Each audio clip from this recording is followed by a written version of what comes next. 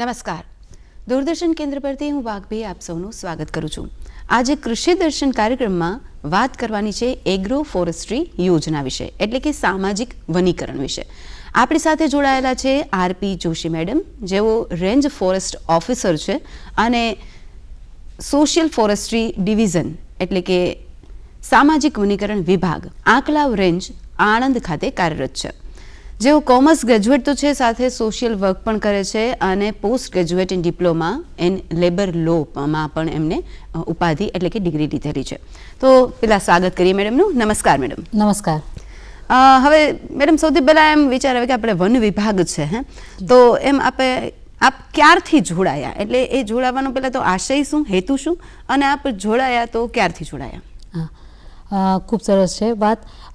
One વિભાગ સાથે હું વર્ષ 2013 આજુબાજુ જોડાયેલી હતી. સ્નાતકની અને અનુસ્નાતકની ડિગ્રી પૂરી કર્યા બાદ વન વિભાગમાં જોડાવાની તક મળી, એટલે કે જે અમારી હરીફાઈઓ હતી એમાં ક્લિયર કરીને વન વિભાગમાં લાગ્યા. જે પ્રકૃતિ સાથે પેડ સર્વિસ કહેવાય એનો અમને મોકો મળેલો, તો એટલા માટે થઈને વન વિભાગ છે કારકિર્દી તરીકે પસંદ કરેલ. પસંદગી આપે કરી, આપણે જોડાયા ખરા. હવે આ વન વિભાગની શાખાઓ છે અને આપણે વનીકરણ વિભાગની વાત કરીએ તો એની ખરેખર કામગીરી શું હોય છે અને આપની કામગીરી ખાસ શું છે? ગુજરાત વન વિભાગ એમાં ઘણી બધી પોતાની શાખાઓ છે, દરેક વિભાગમાં હોય છે એ જ રીતે હોય છે. વન વિભાગમાં નોર્મલ વન વિભાગ છે, સામાજિક વનીકરણ વિભાગ છે, સંશોધન વિભાગ છે, વાઇલ્ડ લાઈફ વિભાગ છે. એ પ્રકારના વિભાગ જે છે એ વન વિભાગની શાખાઓ તરીકે ઓળખાય છે અને કાર્યરત પણ છે. જેમાંથી હાલ હું સામાજિક વનીકરણ વિભાગમાં કાર્યરત છું. સામાજિક વનીકરણ વિભાગ જે છે એ વન વિસ્તાર બહારની જે જમીનો હોય છે તેમાં વન આવરણ છે એ વધારવાનું કામ અને એક્સટેન્શન એક્ટિવિટી, એટલે કે લોકોમાં વન અને પર્યાવરણ વાઇલ્ડ લાઈફ પ્રત્યે જાગૃતિ અને સંવેદના ઊભી કરવાનું કામગીરી જે છે કરતી હોય છે. એકચ્યુઅલમાં એગ્રો ફોરેસ્ટ્રી એટલે શું, એટલે કે સામાજિક વનીકરણ એટલે શું, એટલે એને સ્પષ્ટ આપણને એનો ખબર પડે કે એને એ કામગીરી તો કરે છે, પણ એનો મેઇન ભાવાર્થ, એનો હેતુ છે એ શું છે? એગ્રો ફોરેસ્ટ્રી છે એ સામાન્ય રીતે આપણા ગુજરાતના સંદર્ભમાં કંઈ નવું નથી. મતલબ આપણે પારંપરિક રીતે અને વૈજ્ઞાનિક રીતે આ કરતા જ આવ્યા છે. પણ હાલના સમયમાં જોઈએ તો એગ્રો ફોરેસ્ટ્રી એટલે એગ્રો વત્તા ફોરેસ્ટ્રી એટલે કૃષિ વાનિકી તરીકે પણ આપણે એને કહી શકીએ, કે જેમાં આપણે પોતાના કૃષિ એટલે કે ખેત ઉત્પાદનો તો કરીએ જ છીએ, સાથે સાથે વૃક્ષોના ઉછેર પણ આપણે ભાર મૂકીએ છીએ અને એની સાથે ઉત્પાદકતા મેળવી શકીએ છીએ, જેને એગ્રો ફોરેસ્ટ્રી તરીકે આપણે જાણી શકીએ છીએ. એગ્રો ફોરેસ્ટ્રી આપણે જણાવ્યું કે સામાજિક વનીકરણ છે એ આપણે આવી રીતે કૃષિ અને વન વિભાગ બંનેને જોડીએ છીએ. તો એ ક્યાંથી કરવામાં આવી, એની શરૂઆત અને કોના દ્વારા કરવામાં આવી, કે કોઈને તો પણ આ હેતુ સૂઝ્યો હશે, આ જે વિચાર છે આવ્યો હશે? એગ્રો ફોરેસ્ટ્રી જે એનો ઇતિહાસ આપણે તપાસ કરીએ તો ઘણા બધા લોકો તરફથી એની પહેલ કરવામાં આવી, પણ જે સૌથી પહેલાં જેમણે કૃષિ વનસ્પતિ શાસ્ત્ર ઉપર ભાર મૂક્યો એવા કેનેડિયન જે છે એ ફોરેસ્ટર હતા, જ્હોન બેન. એમણે 1973ની અંદર આજે છે એગ્રો ફોરેસ્ટ્રી માટે થઈને એક શબ્દ જે છે પ્રયોગ કર્યો અને એની ઉપર એમણે પ્રયોગો કરેલા હતા. એટલે ત્યારથી જે છે એ એગ્રો ફોરેસ્ટ્રી છે એ લોકોમાં એક કાર્યક્રમ તરીકે અથવા તો એક પદ્ધતિ તરીકે ઉપયોગમાં લેવામાં આવી ગઈ. આપણે એમ વાત કરી કે આ એગ્રો ફોરેસ્ટ્રી છે તો એ આપણે કામગીરીની વાત કરી, પણ આની જરૂરિયાત શું કામ ઊભી થઈ, આની પાછળનો હેતુ શું? કારણ કે આપણને ખ્યાલ છે કે અત્યારે ગ્લોબલ વોર્મિંગ ચાલે છે, પર્યાવરણ છે એ કેને કે છેલ્લા શ્વાસ લે છે એવું છે. તો આપણે પર્યાવરણને જાગૃતિ માટે તો હશે જ, પણ એ સિવાય એગ્રીકલ્ચર અને ફોરેસ્ટ બંનેનો ભેગો કરવાનો, સમન્વય કરવાનો હેતુ શું, એની જરૂરિયાત શું પડી? ખૂબ સરસ પ્રશ્ન છે. આપણે દરેક જે કોઈ પણ વિષય હોય છે એમાં આપણે હેતુ સાથે કામ કરતા હોઈએ છીએ. તો એગ્રો ફોરેસ્ટ્રી છે એનો હેતુ પણ સ્વયં સ્પષ્ટ રીતે છે કે આપણે ખેતી માત્ર ને માત્ર આજનો ખેડૂત છે એ ખેતી કરી અને ઉત્પાદન મેળવે તો ચાલી શકે તેવું નથી. આપણી રોજબરોજની જે જરૂરિયાતો છે એ ખૂબ જ વધવા લાગી છે, કોમ્પિટિશનનો યુગ છે. એટલા માટે આપણે દરેક લોકોની જે પોતાની જરૂરિયાત છે એને સંતોષવા માટે બમણું ઉત્પાદન છે એની જરૂરિયાત પડી છે. તો એવા સમયે આપણે કૃષિ વાનિકી એટલે કે એગ્રો ફોરેસ્ટ્રી કરવી ખૂબ જરૂરી બને છે. એટલા માટે આ એક હેતુ. બીજું કે જેમ આપે વાત કરી બહુ સરસ કે અત્યારે કુદરત જે છે એનું પર્યાવરણ સંતુલન બગડી ગયું છે, તો એ ઇકોલોજીકલ બેલેન્સ માટે પણ જે છે એ એગ્રો ફોરેસ્ટ્રીને હેતુથી એ લાવવામાં આવી રહી છે. જી, પણ આ કોણ કરી શકે? એટલે કે સામાન્ય ખેડૂત કરી શકે કે ફોરેસ્ટ વિભાગ એમાં કઈ રીતે હેલ્પ કરી શકે, કઈ રીતે મદદરૂપ બની શકે? તો આ એગ્રો ફોરેસ્ટ્રી છે એ કોના માટે ખાસ કરીને વધારે ફાયદામંદ છે અથવા કોણ કરી શકે? એગ્રો ફોરેસ્ટ્રી છે એ સામાન્ય રીતે આપણે જો ટર્મ વૈજ્ઞાનિક લાગે અને થોડી ભારે ભરખમ, ઇંગ્લિશ શબ્દ છે એટલે ભારે ભરખમ લાગે, એટલે સામાન્ય ખેડૂત છે એ ડરતા હોય કે આ અમારીથી નહીં થાય.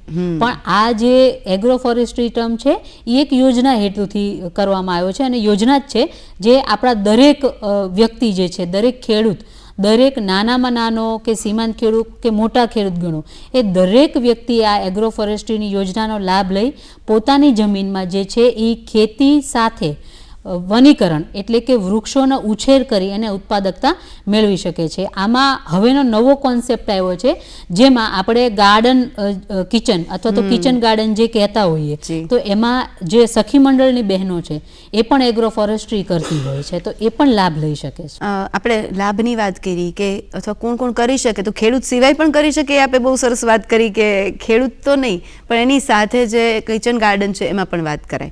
તો આ કઈ કઈ પ્રકારે ઉપલબ્ધ છે? કારણ કે આ વનીકરણ એટલે આપે કીધું એમ કે સામાન્ય માણસને એમ થાય કે આ વન વિભાગની વસ્તુ છે અને એગ્રીકલ્ચર એટલે ખેડૂતની છે, એટલે એમાં સામાન્ય વ્યક્તિ છે જેમ કે કિચન ગાર્ડન આવ્યું, તો એ સામાન્ય વ્યક્તિ છે એમાં કઈ રીતે કરી શકે? એટલે કે કયા કયા પ્રકારો હોય છે કે જેના લીધે એ એના માટે ઇઝી થઈ શકે, સરળ થઈ શકે? જી, એગ્રો ફોરેસ્ટ્રી જે છે એના આપણે પદ્ધતિ ગણીએ અથવા તો પ્રકાર ગણીએ તો ખેડૂત જે છે અથવા તો કોઈ પણ વ્યક્તિ કે જેની પાસે પોતાની જમીન છે અથવા તો ભાડે પટ્ટે રાખતા હોય અથવા તો સામાન્ય ગૃહિણી છે કે જેની પાસે અડધો હેક્ટર, 1 વીઘું, 1 ગુઠું એવા પ્રકારના પણ જે જમીનો હોય, ટૂંકમાં વાવેતર કરી શકે એટલે કે ખેતીના પાકો જે લોકો લેતા હોય છે અને સાથે સાથે વૃક્ષો ઉત્પાદન થઈ શકે એ પ્રકારની જેની પાસે જગ્યા ઉપલબ્ધ હોય એ આ બંને વસ્તુ કરી શકે. એમાં ખાસ અત્યારે જે છે આપણે મુખ્યત્વે પ્રકારો જોઈએ તો એ 3 પ્રકારો હોય છે કે જેમાં આપણે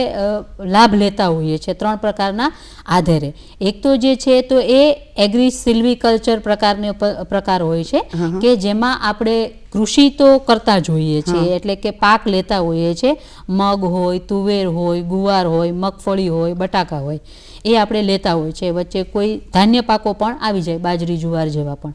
એની સાથે જે શેઢાપાળા પર વૃક્ષો વાવવાના છે એ મોટા વૃક્ષો છે કે જેમાં એનું ઇમારતી લાકડું પણ મેળવી શકાય એટલે કે જે ઉત્પાદન કરી શકે તેવું બજાર ભાવ, બજાર કિંમત એને સારી મળી શકે. લીમડા છે, નીલગિરી છે, શરૂ છે, અરડુસા છે, સુબાવળ છે, એવા વૃક્ષો જે છે એ સાથે સાથે 2 વૃક્ષોની હરોળ વચ્ચે પાક જે છે એ કૃષિ પાક એ લઈ શકે અને એ એવી રીતે કરી શકે. બીજી રીતે જે છે જેમાં આપણે જોઈએ તો એ સિલ્વી પોસ્ટરલ પ્રકાર છે એનો કે જેમાં કૃષિ સાથે ઘાસચારો વાવતા હોય એટલે કે હાલ આપણે જોઈએ છે પશુધન આપણી પાસે ખૂબ જ ઉપલબ્ધ છે, તો એ પશુધનની જે ખોરાકની જરૂરિયાત છે એ મેળવવા માટે છે ને આપણો ખેડૂત છે એ બીજા કોઈ ઉપર આધાર ન રાખે, પોતે જ વૃક્ષો જે છે એનો પાક પણ લે એટલે કે એની ઉત્પાદકતા પણ મેળવે, સાથે સાથે પોતાની ઘાસચારા જેવી દૈનિક જરૂરિયાત છે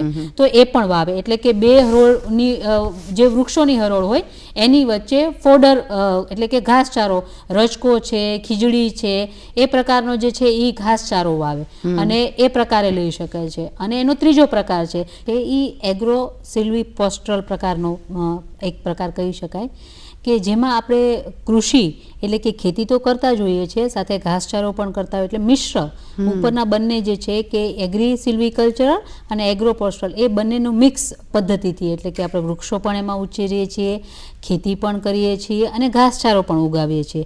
આ 3 પદ્ધતિથી છે આપણે કરતા હોય એટલે કે વૃક્ષોની 2 હારની વચ્ચે ઘાસચારો સાથે સાથે કૃષિ વિષયક પાકો આપણે ઉછેર કરતા હોય. ઉદાહરણ તરીકે આપણે જોઈએ તો નીલગિરીની કે લીમડાની કે અરડુસાની 2 હરોળ હોય એની વચ્ચે આદુ, હળદર, બગાયતી પાકો અથવા તો ઘાસચારો, રજકો, ખીજડી એ પ્રકારના આપણે પાકો લઈ શકતા હોઈએ છીએ.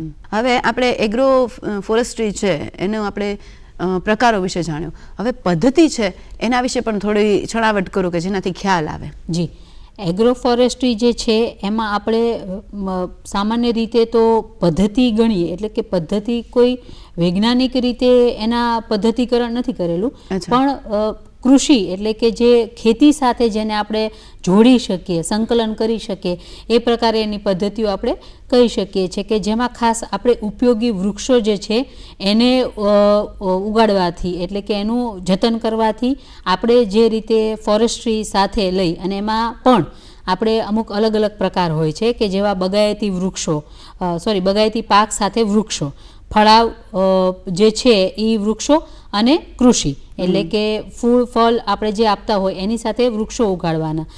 ત્રીજી વસ્તુ છે ઘાસચારો અને એની સાથે વૃક્ષો.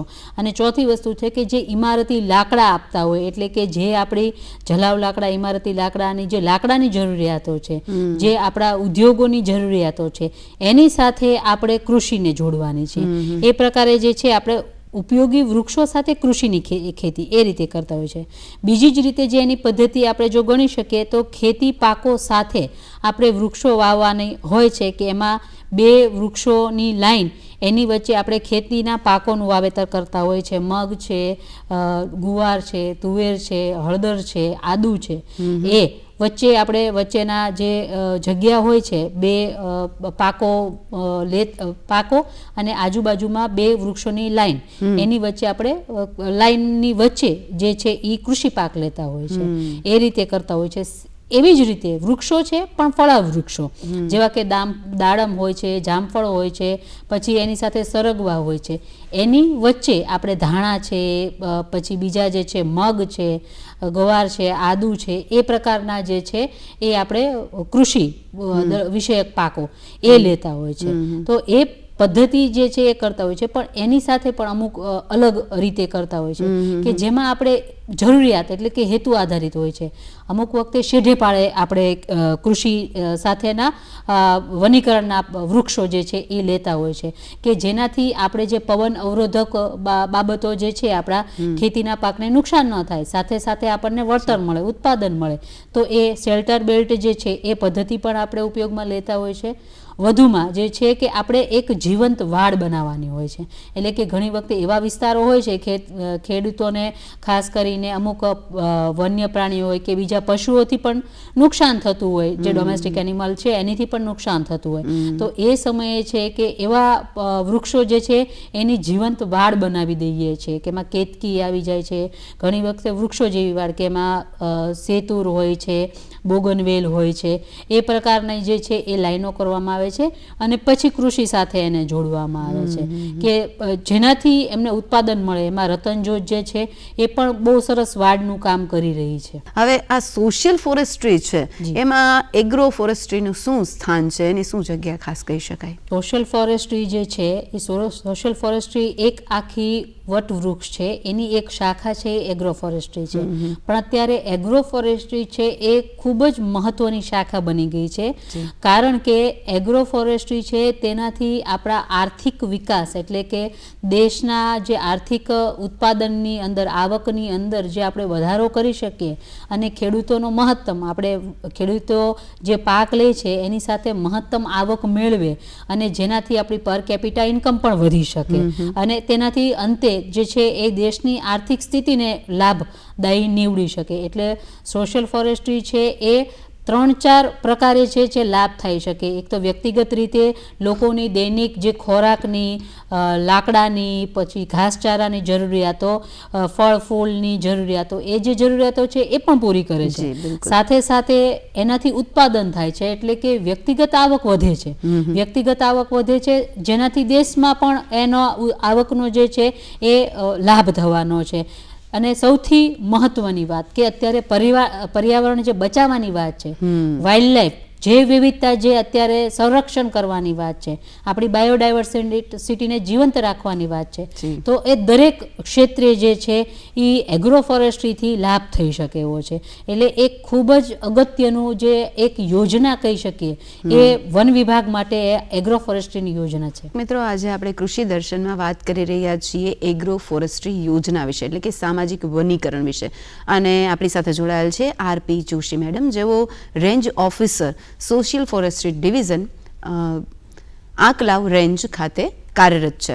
તો હવે આપણો જે મુખ્ય સબ્જેક્ટ છે, મુખ્ય વિષય છે, એના પર આવીએ કે આ યોજના છે એ ખેડૂતોને શું સહાય કરવામાં આવે છે આ યોજનાથી? આ એક હાર્દ કહી શકીએ, એગ્રો ફોરેસ્ટ્રીનું જે હાર્દ એ બહુ ટૂંકા જે છે એ શબ્દોમાં હું તમને કહું તો એગ્રો ફોરેસ્ટ્રીની જે સ્કીમ છે એ 4 પાયામાં આપણે કહી શકીએ કે પીબીપી એટલે પેરિફેરિયલ પ્લાન્ટેશન જે છે, બ્લોક પ્લાન્ટેશન, એમાં વહેંચાયેલી છે કે જેના આપણે પ્રતિ હેક્ટર 100 રોપાનું કોઈ ખેડૂત છે એ શેઢે પાળે વાવેતર કરે તો એને 4 વર્ષ સુધી એમાં સહાય મળે છે, માર્ગદર્શન પણ મળે છે, રોપા પણ મળી શકે છે. જો સહાયની હું વાત કરું તો આપણે એને પ્રથમ વર્ષે રોપા દીઠ 14 રૂપિયા, બીજા વર્ષે જે છે એ 7 રૂપિયા, ત્રીજા વર્ષે 7 રૂપિયા, એમ કુલ 35 રૂપિયાની એને જે છે એ 4 વર્ષની અંદર સહાય મળવાની છે.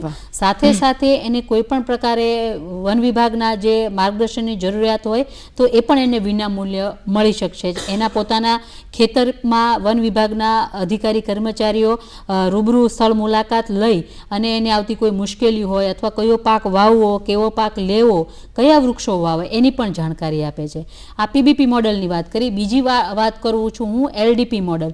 એલડીપી મોડલ છે એ લો ડેન્સિટી જે છે પ્લાન્ટેશન વિસ્તાર છે કે જેમાં આપણે 400 રોપા વાવવાના હોય છે પ્રતિ હેક્ટર અને એ 4x4 જે છે એ વૃક્ષો વચ્ચેનું અંતર હોય એની વચ્ચે આપણે લઈ શકતા હોય. એ બ્લોક પ્લાન્ટેશન માં આપણે લેવાનું હોય છે. એટલે કે જે છે તમારે એનું સળંગ વાવેતર બ્લોકમાં પ્લાન્ટેશન કરવું હોય તો એ કરી શકો. અને એમાં પાછા તમે કયા વૃક્ષો જે છે એ વાવો તો એમાં ઇમારતી વૃક્ષો પણ તમે વાવી શકો, એટલે કે નીલગિરી, લીમડા, અવડુસા, મહોગની, માલાબાર લીમડા એ બધા. સાથે સાથે ફળાવ વૃક્ષો વાવવા હોય એટલે કે લીંબુ હોય, સરગવો હોય, એ પ્રકારના વૃક્ષો છે તમે જામફળ, દાડમ એ વાવી શકો. ત્રીજા જે પ્રકારના છે કે જેનાથી તમારા પાકને નુકસાન પણ ન થાય, ઇમારતું લાકડું પણ મળી શકે, એટલે કે સાગ છે, પછી બીજા જે રૂટીન દૈનિક જરૂરિયાતોમાં લાગુ પડતા હોય એવા ઔષધીય વૃક્ષો પણ તમે વાવી શકો છો. એ છે. અને સૌથી એના જે જેની પાસે વધારે જમીન છે એ એચડીપી 1 અને એચડીપી એટલે કે 1000 પ્રતિ રોપા દીઠ વાવેતર અને 1200 પ્રતિ હેક્ટર રોપા દીઠ વાવેતર જે છે એ કરવામાં આવતું હોય છે. તો એ બંનેમાં પણ જે છે એ આપણે વન વિભાગ તરફથી જે છે એનું ખેડૂત દ્વારા ફોર્મ ભરી અને એની સ્થળ ચકાસણી કરી એને માર્ગદર્શન પૂરું પાડી અને એને વળતર ચૂકવવામાં આવતું હોય છે. તો આ એગ્રો ફોરેસ્ટ માટે આપણા દેશમાં અને ખાસ કરીને આપણા ગુજરાતમાં કઈ કઈ સંસ્થાઓ કાર્યરત છે કે જેના લીધે આ લાભ છે એ મળી શકે? અમુક વખતે કેવું હોય કે શબ્દ સાંભળીએ, કોઈ આપણને સમજાવે તો આપણે જાણીએ, પણ કોઈ સંસ્થામાં આનું મોડેલ ઊભું થયેલું હોય તો આપણને વધારે ખ્યાલ આવે. એટલે કે આપણે સાદ્રશ્ય એને જોઈએ તો આપણને બેસે કે આપણે આ વસ્તુ કરીએ તો એનાથી આપણને લાભ થશે કે કેમ.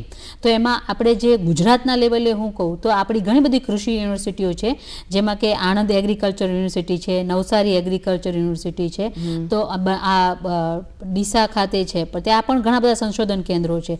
તો તેમાં આ પ્રકારના જે છે એ એગ્રો ફોરેસ્ટ્રીના મોડેલો છે એ ઉપયોગમાં એ લોકોએ જે છે એના પ્રયોગો કરેલા છે.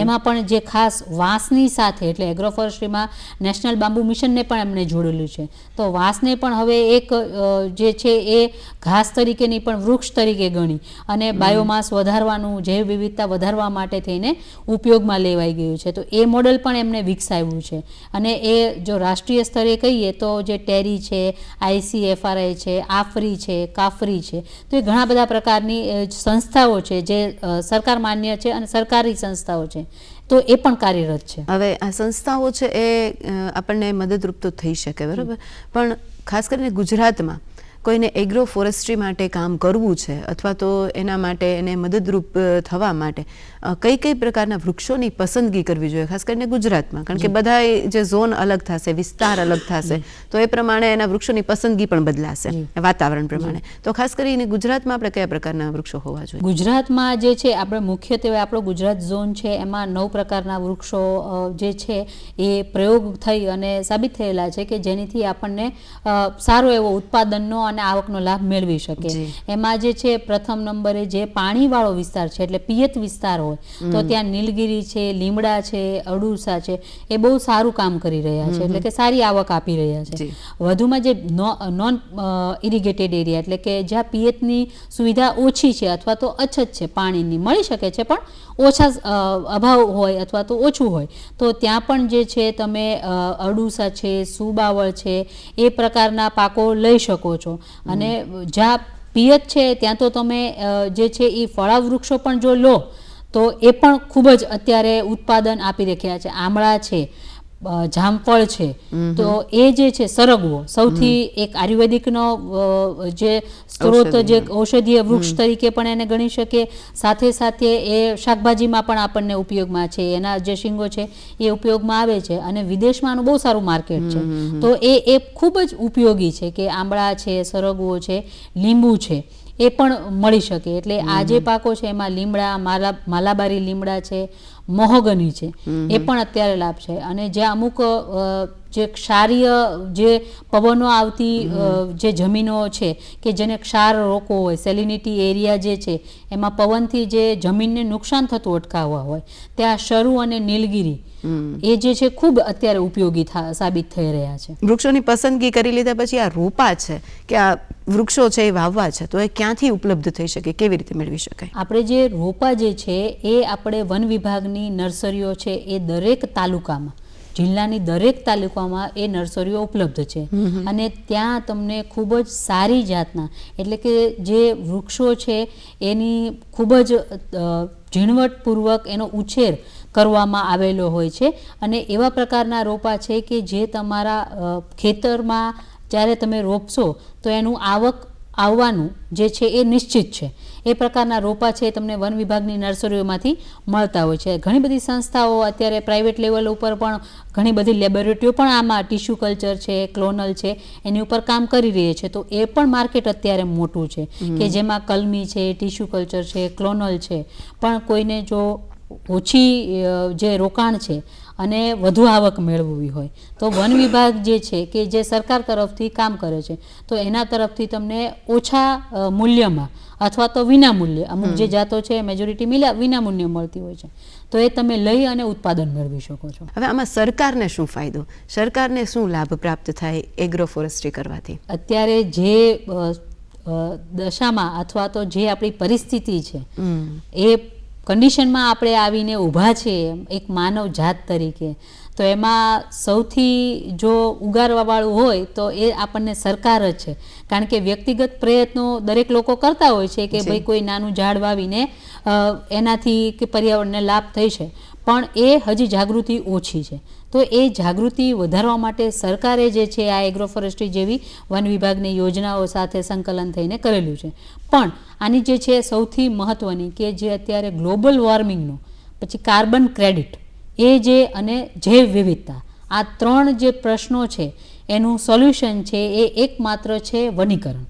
વનીકરણ પણ માત્ર ને માત્ર વનીકરણથી આ પ્રશ્ન છે એ સોલ્વ થવાનો નથી. કારણ કે જમીન પણ અત્યારે એટલા બધા રાસાયણિક તત્વો સાથે ખરાબ થવાના આરે છે, અથવા તો અમુક એવી પ્રકારની જમીન છે કે જે ઓલરેડી એના પોષક તત્વો ગુમાવી બેસી છે. તો આ જે કૃષિ અને વાનિકી એટલે કે એગ્રો ફોરેસ્ટ્રી છે એનાથી આપણી જે જમીનો છે એમાં અમુક જગ્યાએ ભેજ સંરક્ષણની પ્રવૃત્તિ છે એ પણ આ એગ્રો ફોરેસ્ટ્રીથી થાય છે.